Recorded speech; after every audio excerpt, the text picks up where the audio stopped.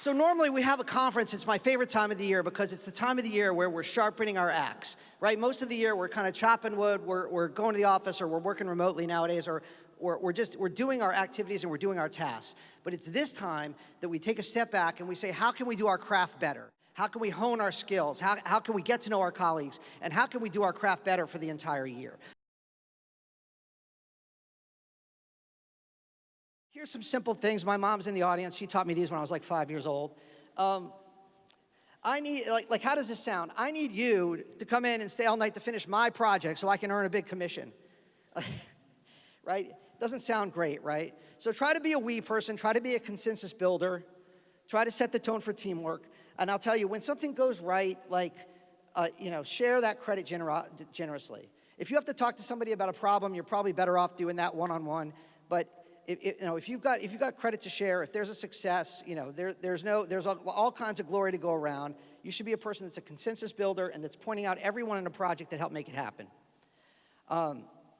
When something goes wrong, I'm sorry is probably the least word, the word used much less than it should be in business.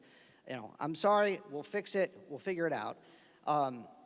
Be sincere about it, especially those of you that are customer facing. Then get on the phone internally and let's figure out how to fix it, right? So, and don't be afraid to make bad news travel fast. This is a slide I'll give you later in the week, but there's a saying, good news will travel on its own, but how you judge your organization is how fast bad news travels.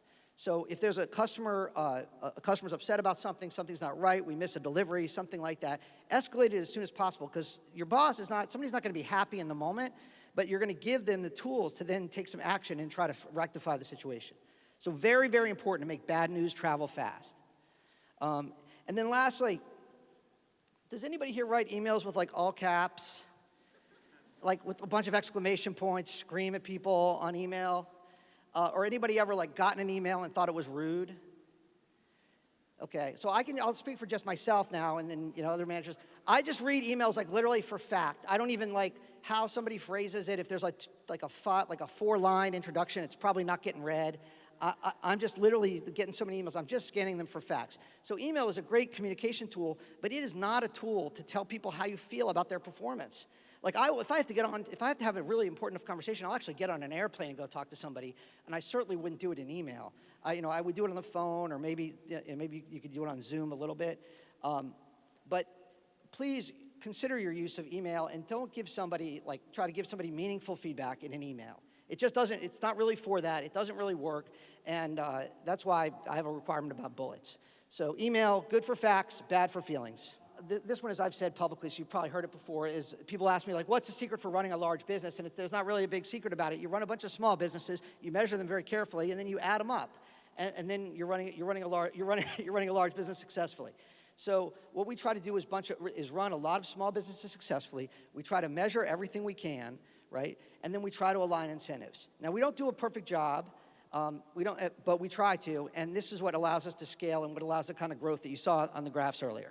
Excellence reflex. So, this is one, it gets really, really harder to maintain this as the company gets larger. Just worry about fixing the problem. Don't worry about whose job responsibility it is. Just fix the problem and find a way to fix the problem, and I promise you success will beat a path to your doorstep.